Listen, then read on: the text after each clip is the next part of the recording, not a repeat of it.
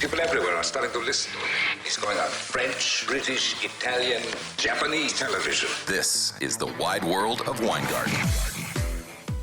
Welcome back to the 11th episode of the wide world of Weingarten. It's Monday, right past noon. I think it's 12:09 as I start recording this. It was a big weekend, a lot of football.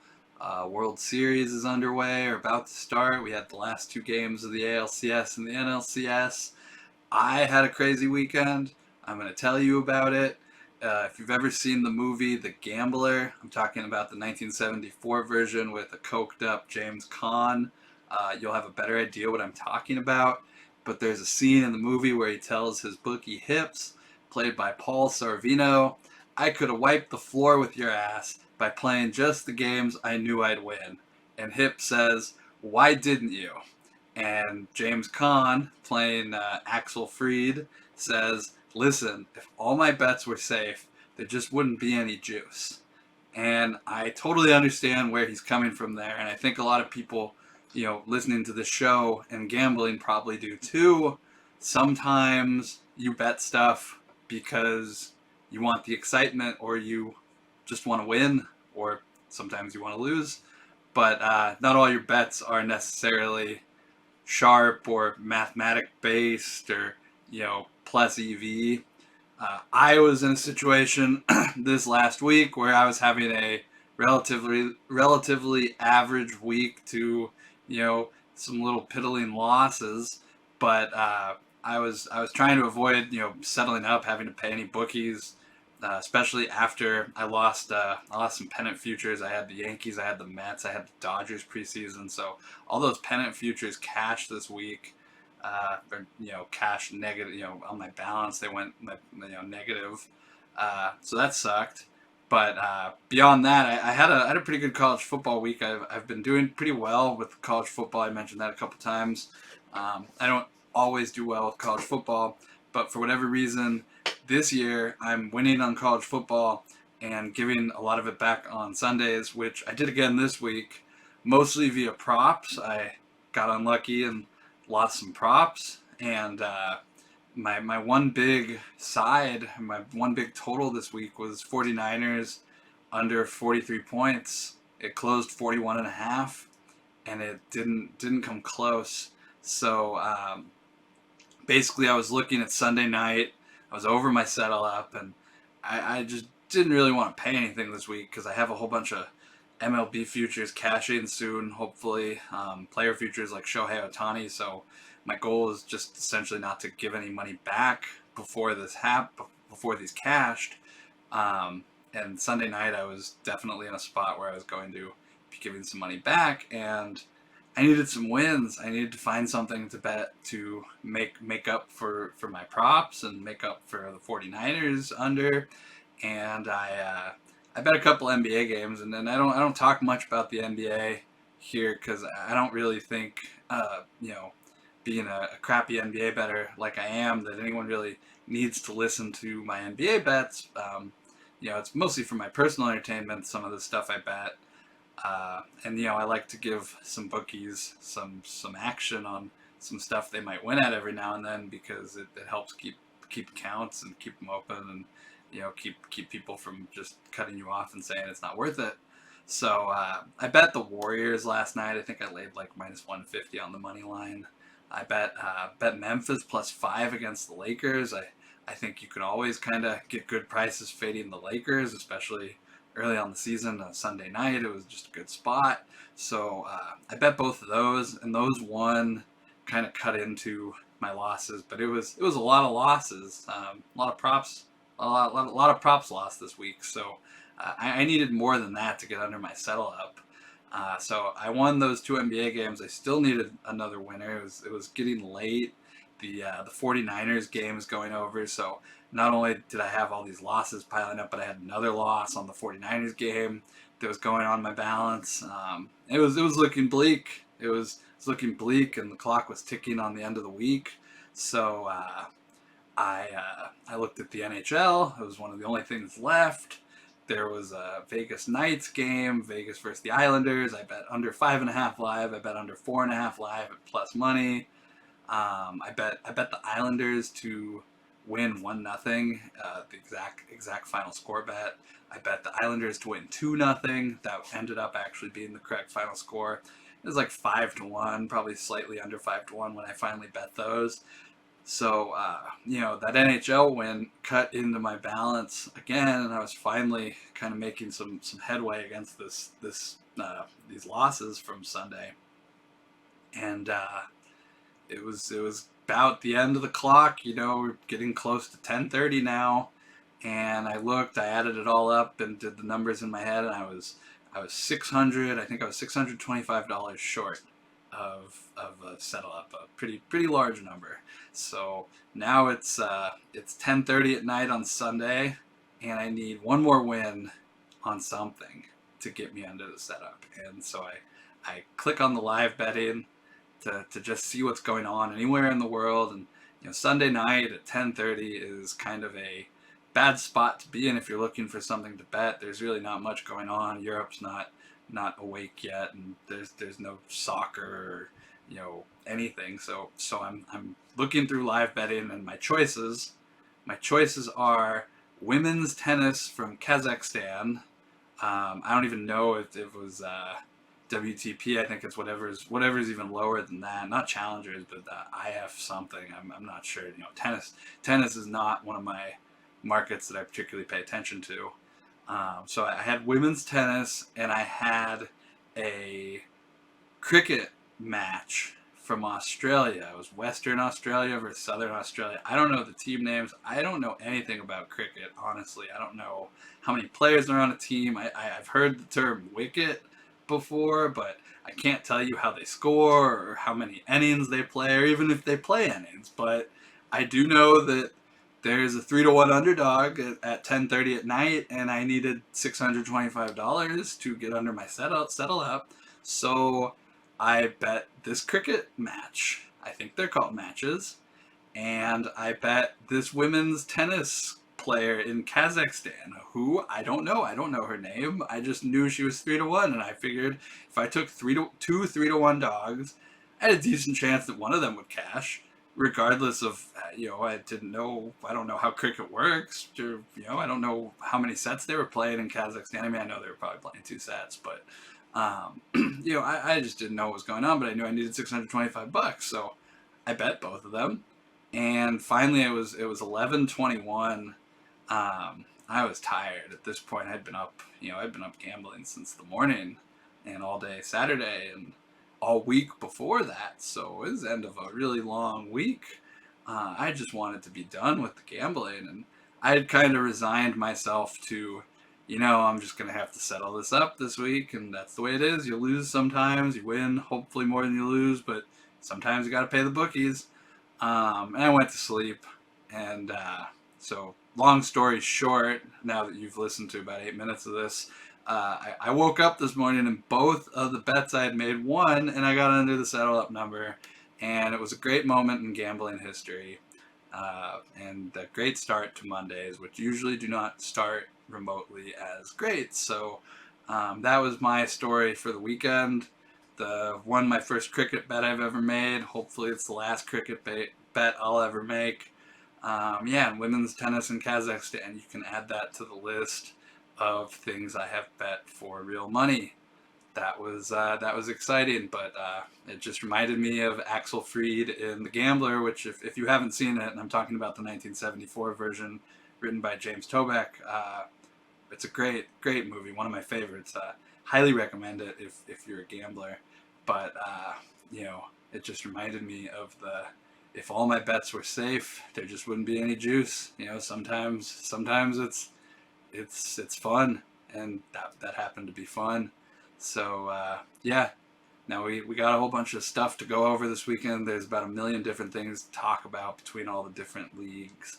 But so for today's show, obviously, I'm gonna go through the NFL in a minute. But the big baseball news of the week: the Dodgers lost in 6. Cost me a lot of money. That kind of sucked, but that's just how baseball goes sometimes. I've been heavy on the Dave Roberts criticism for several years, and I think there have been times it's absolutely been warranted. I don't think this is one of them. I think he did a relatively good job managing this entire playoff run. I totally would be shocked if he got fired over this. I think he's earned his stripes, as they say. First inning run, scored 5 of 6 games in this series, so that was nice. Little help to some of the losses I talked about, but not enough. Some people are going to point to all the Dodgers injuries: Kershaw, Muncy, Turner, Dustin May. Mookie Betts wasn't 100%. I think he's going to have hip surgery this offseason. But frankly, those are just all excuses, and they're bad excuses. The Braves lost Ronald Acuna, who's a better player than all of those. Was an MVP front runner when he got hurt.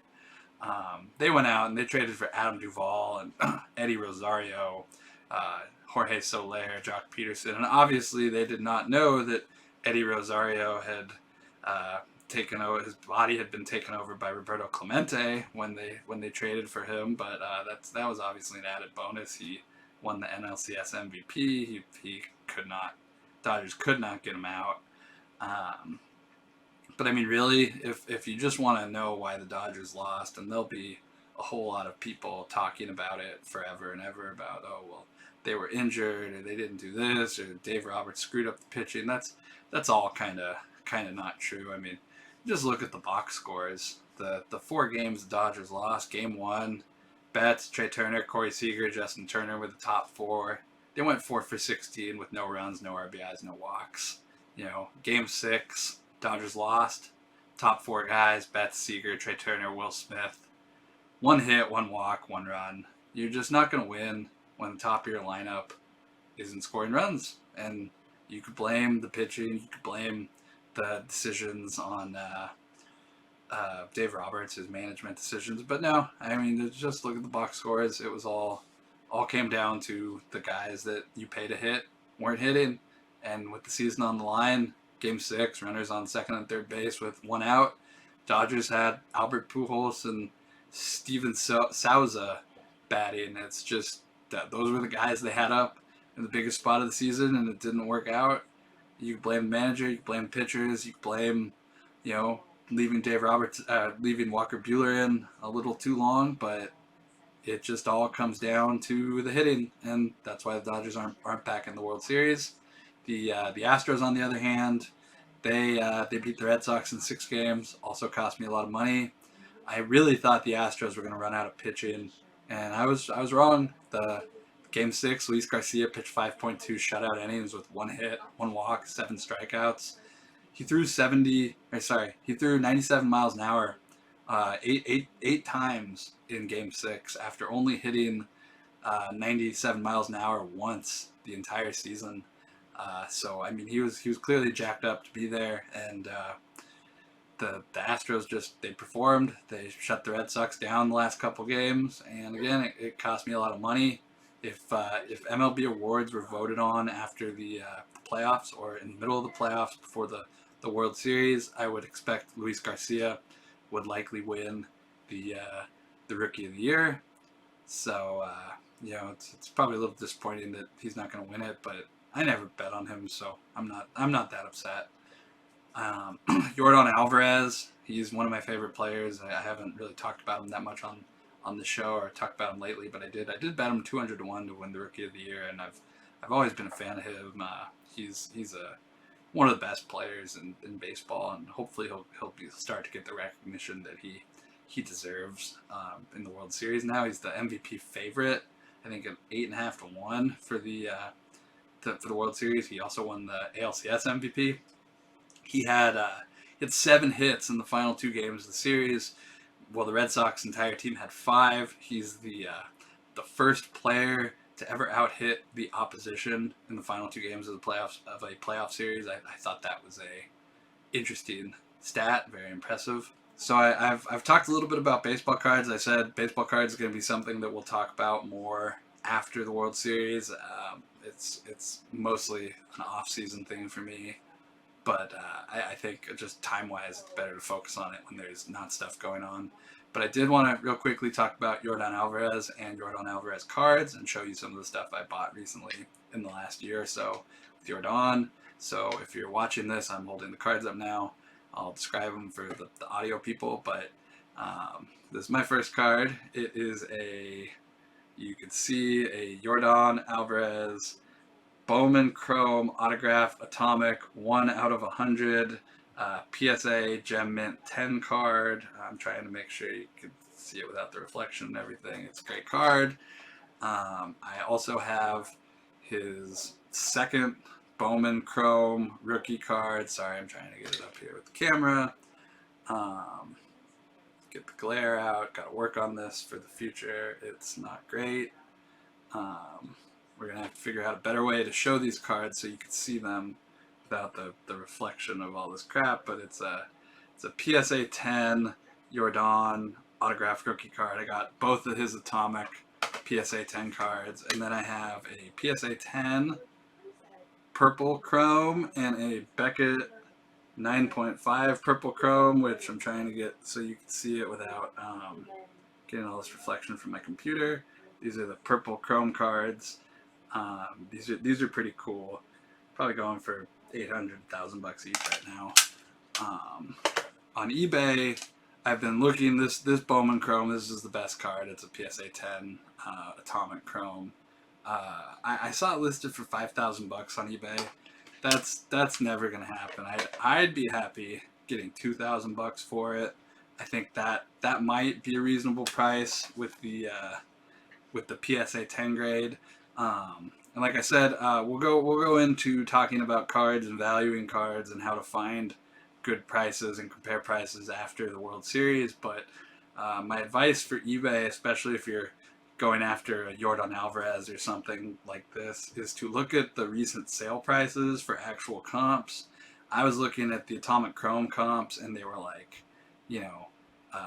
50% or less off what people were offering them for. You really have to look at the prices, because stuff that someone's going to say, oh, it's a $4,000, $5,000 card. In actuality, it's probably worth about $1,000. Most people just overprice their cards and their collections and think that someone's going to buy it. I don't think that's going to happen anymore. I think there was probably a time, maybe 18 months ago, even where people would pay a lot of money for cards, but not so much like this anymore. You're not going to get $4,000 or $5,000 for a PSA 10 autograph Yordan card, even if it's listed as much.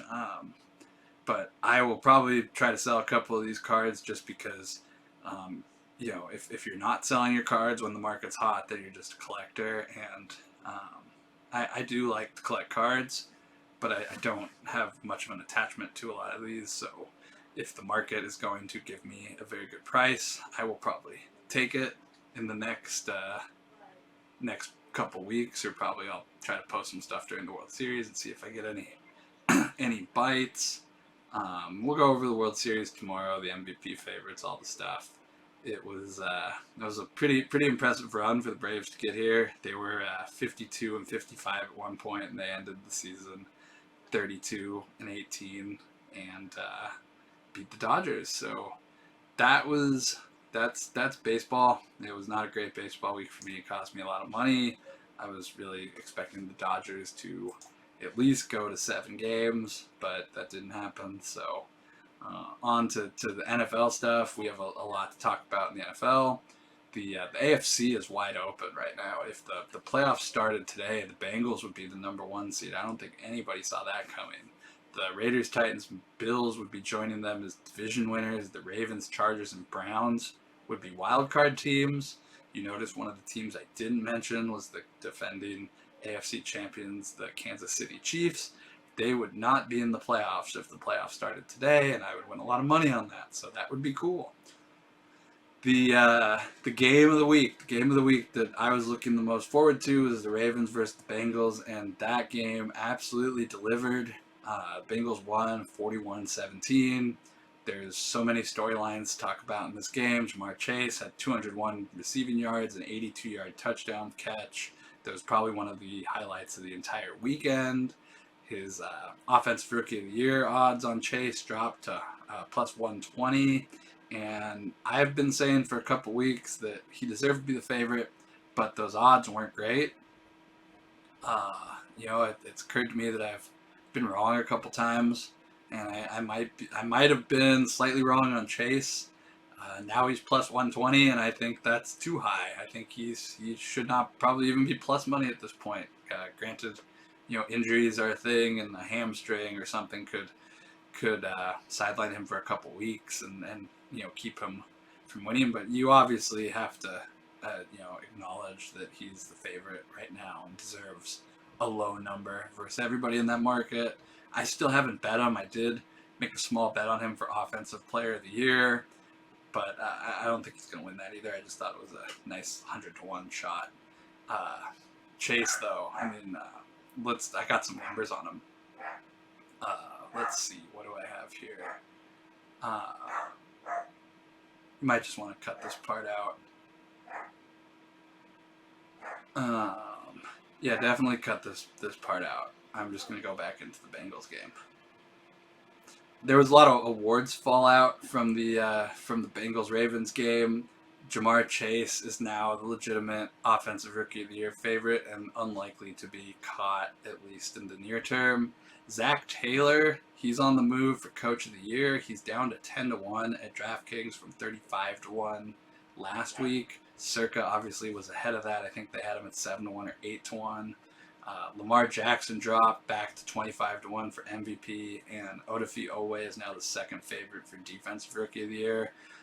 Zach Taylor, I want to talk about him real quick. I mentioned last week he was 35-1 versus 8-1 at Circa, and how you could read into Circa's numbers occasionally versus the rest of the market, and they kind of can tip you off as to where the numbers should be versus the rest of the market. And this was a good example. All it took was a Bengals win this week, and we saw 35-1 go to 10-1 at DraftKings, and he's definitely Taylor's now a legitimate not MVP. Taylor's now a legitimate Coach of the Year candidate, especially if the Bengals did somehow happen to be the number 1 seed. But making the playoffs should be enough to get him legitimate consideration. So the market has kind of come down on that. And then I mentioned Jamar Chase. He's at 34 receptions, 727 yards, and 6 touchdowns through 6 games. Justin Jefferson, who was second place in Offensive Rookie of the Year last year, had 34 receptions for 627 yards and 3 touchdowns halfway through his rookie season. So Chase has already surpassed the guy who got second place last year on his record season, and he has 146.2 PPR points in fantasy through 7 games. That is the most by any wide receiver through 7 games to start his career since 1950. Although I always find those stats kind of funny because there was no PPR fantasy in 1950, so I don't know how you necessarily compare stuff all the way back, but I do understand using PPR scoring and then saying, well, he's had the best 7-game career, 7 games to start his career. He's been everything and some. He's exceeded all expectations. Jim Harbaugh set on their game plan to stop Chase. Obviously, it didn't work. I thought that was a pretty good answer. The Bengals had never beaten Lamar Jackson, and in their last 3 meetings, they'd been outscored by the Ravens by 95 points. So I'm thinking that was probably a pretty big win for the franchise, and that the Bengals look like a playoff team going forward. I'm shocked to say that, but here we are. And who doesn't look like a playoff team is the Chiefs, who lost to the Titans, got blown out. The Chiefs would be on the outside looking in right now, and their schedule does not look like it's going to let up. The Titans have now lost to the Jets and beaten both of the 2020 AFC finalists. Not only did they beat them, they dominated the Chiefs this weekend. The Chiefs, on the other hand, they've played the Titans, the Bills, the Ravens, the Chargers, the Browns this year. 5 of the better teams in the AFC. Kansas City is now 1-4 in those 5 games, and the only win over the Browns required a double-digit comeback. So, the Chiefs have shown you who they are so far, and they're showing me they aren't very good. Right now, they're at risk of not even being a wild card team, but not even making the playoffs. They're 3-4 schedule, or they're 3-4 right now, and they've played a schedule with that has 11 games against potential playoff teams. They have the most turnovers and the worst defense in the NFL. That's just a recipe for missing the playoffs. Derrick Henry on the Titans on the other side of this game, he threw a touchdown on a halfback option pass this week, rushed for 86 yards and 29 carries. His MVP odds are pretty stable, still 25 to 1. I've seen some PPHs drop the number. I don't think it's a good bet still. There's going to be a lot of Derrick Henry MVP talk on the networks and the mainstream press. We'll talk about it, but it's mostly just hot air. Kind of like when they were talking about Ohtani versus Vlad for MVP down the stretch. You just got to talk about something sometimes. It's got to fill airtime, but it's not a good bet. If you do have access to the Offensive Player of the Year odds at DraftKings or BetMGM or somewhere else that has it, I'd much rather bet Derrick Henry plus 350 to win Offensive Player of the Year as opposed to MVP. He's likely to win Offensive Player of the Year and not MVP because there's guys like Tom Brady, Kyler Murray, Dak, Matt Stafford, even Aaron Rodgers, who will likely get more consideration than Henry. Also have to point out this was one of the worst, if not the worst, game of Mahomes' career. He finished 20 for 35, 206 yards, and an interception. Got sacked 4 times before being removed from the game by a big hit. He is out of the concussion protocol, or he passed, but I wouldn't be surprised if he had another bad week this week. And they might even be hiding a concussion. He took a big hit, looked wobbly coming off the field. The Falcons-Dolphins was surprisingly not interesting game for a 30-28 game. Kyle Pitts had 7 receptions for 163 yards. It was his second straight 100-yard receiving game, and he's listed as a tight end, but Kyle Pitts is clearly a wide receiver. He's running wide receiver route tree. He's getting isolation throws on one-on-one matchups, and he's not going to win Offensive Rookie of the Year with Jamar Chase doing what he's doing, but still a good bet for an anytime touchdown each week. Same thing I would say. Jamar Chase, you're still going to get value betting him anytime touchdowns each week for the moment. Tua Tagovailoa, on the other hand, was 32 for 40 for 291 yards, 4 touchdowns, 2 interceptions. The Dolphins now at 1-6. I'd be surprised if they committed another season to Tua. He does not look like he's developing. Probably needs a change of scenery at this point. The Bears and the Bucs game was a blowout. Another 4 touchdown game for Tom Brady on 211 yards passing. The second half was a snoozer. It was Bucs won the second half 3-0. Those were the only points. Was a field goal. I think Brady. This is the kind of game Brady scores 4 touchdowns. They could have scored 2-3 more if they really wanted. Could run up the score. This is just kind of one of those games. I say they win the games they're supposed to win. This is all just dress rehearsal stuff for the Bucs. That's 6-1 going back to the playoffs. The real test is going to be a second Super Bowl run. The Bears, on the other hand, Justin Fields has been sacked 21 times in his first 5 starts. That's relatively unsustainable, especially when you consider that a sack is like a car crash. And so imagine that Justin Fields has been in 21 car crashes in his first 5 NFL starts. I'm sure he wakes up really sore and miserable on Monday mornings at this point. And the longer the Bears let that happen, the more risk of injury he's going to be, and it's going to hurt his long-term career prospects. So they really got to get that line problem under control before they open up the playbook. And I just don't think Fields is really going to do much this year. I think he's a good prospect, though. He just needs more talent around him. The Patriots and the Jets was another blowout. The Jets might be the worst team in the NFL. The Patriots, Belichick decided to run the score up late. I don't know what was involved in that decision, or if it's a personal thing with the Jets. But J.J. Taylor had 2 late touchdowns, scored the first 2 touchdowns of his career.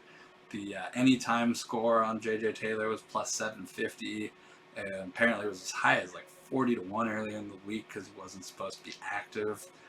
I've been betting J.J. Taylor a lot, and I'll still bet him going forward. It looks like he's going to take over that James White role.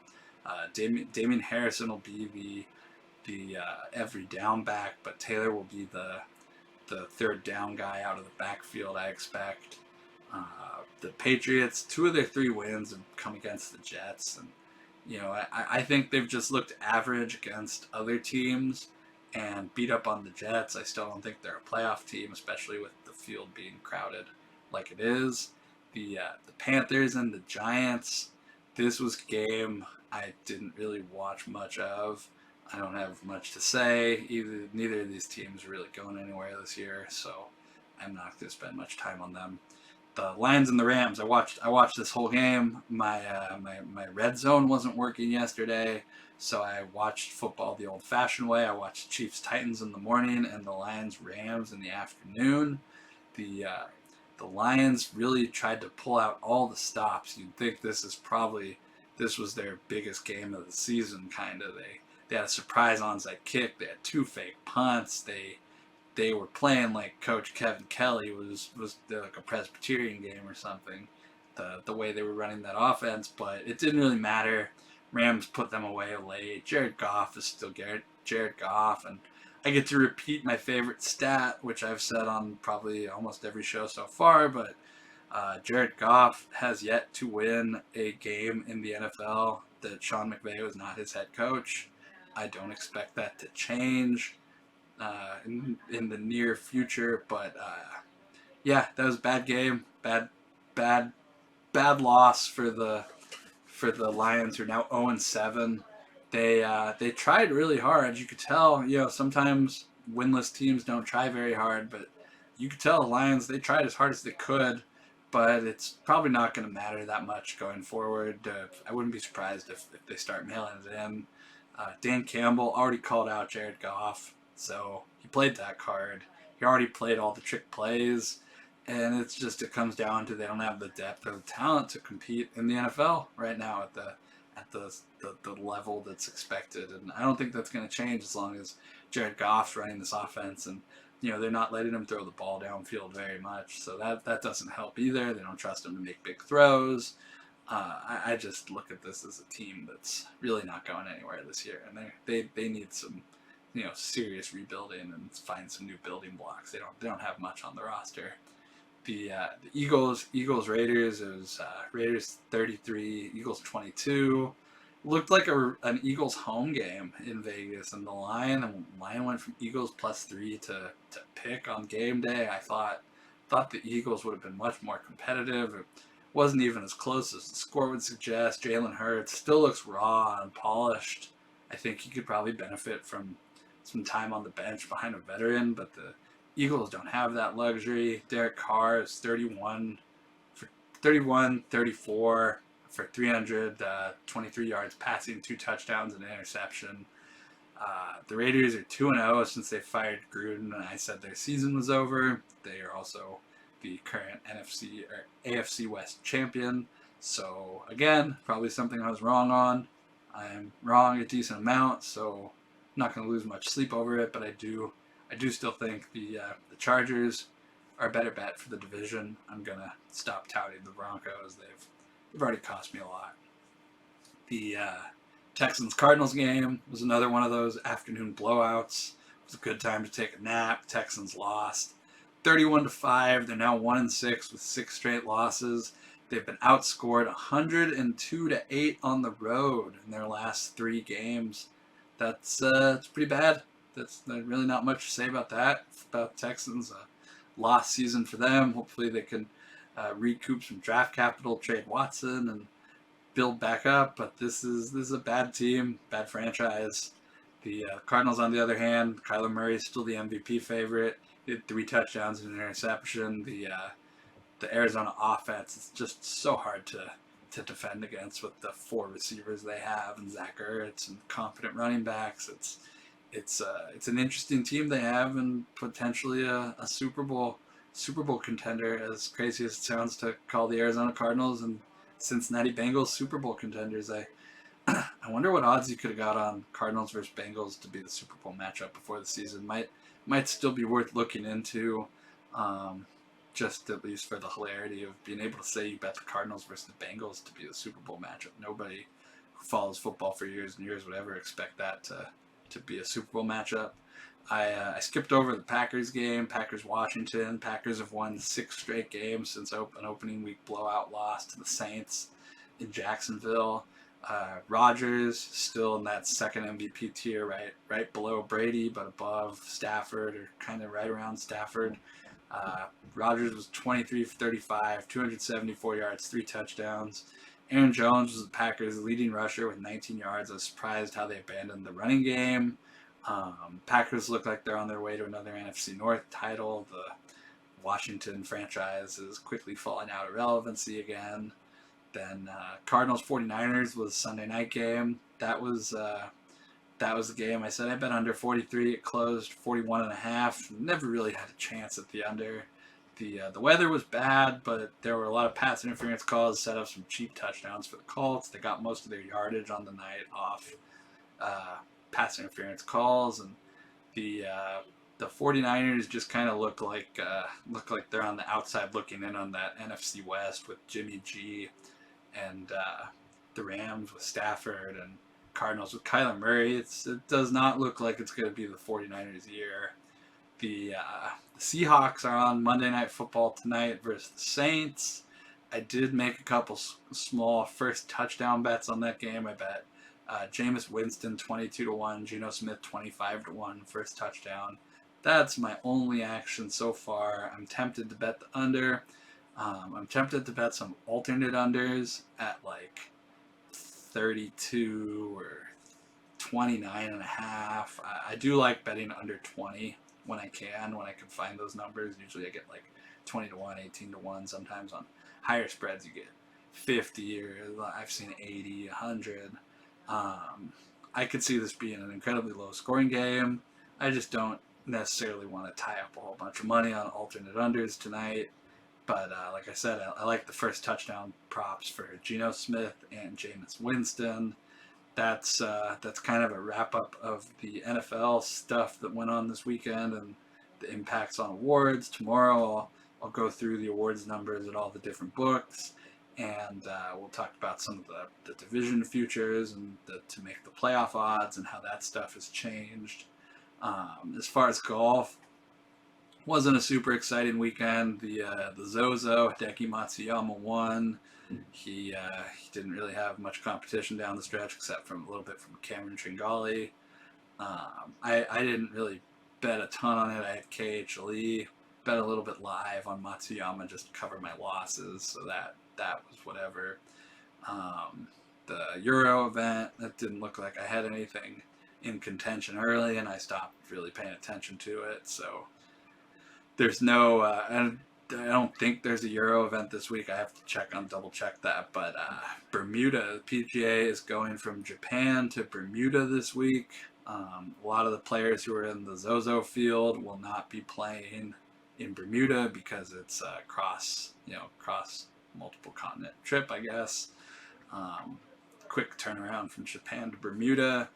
But a lot of lower card guys will be playing, and since Bermuda requires being vaccinated or 14 days quarantine, you're seeing a lot of Corn Ferry names and a lot of random older dudes in this field. I'll go through the field in more depth tomorrow, but the guys who stood out to me on the first glance were Lucas Herbert at 60-1, Euro Tour dude Guido Migliozzi at 40. And I made one bet for golf at early numbers at the odds. I bet Grayson Sigg at 100-1. Very small. When I say small, I mean like $125 is like what I'm betting at some of these at 100-1. I think I bet $150 on Sigg. So it was 150 to win 15,000. I thought that was a decent bet. But I'll dive into the golf field more this week. Pretty long show today so far, so I think I'll cut it off here. We'll have some more baseball card stuff to talk about this week. I just wanted to talk about Yordan today and get that glare problem fixed so you can see the cards better in the future. But yeah, that's mostly my action for today. Like I said, Winston, Geno Smith, first touchdown props 22-25-1, Grayson Sigg 100-1. If you have offensive player of the year stuff, DraftKings, BetMGM, I would bet more on Derrick Henry for offensive player of the year at 3.5-1. And yeah, that's it. We'll be back tomorrow. I'll go over World Series, go over World Series props, MVP, and we'll dive into golf. We'll talk about all the fun stuff that's happening this week. It's a busy week. The sports world never really stops. There's always stuff to bet on, whether it's the World Series or women's tennis in Kazakhstan. So we'll be back. I'll be back tomorrow to talk more about everything going on in the gambling world. Thanks for listening.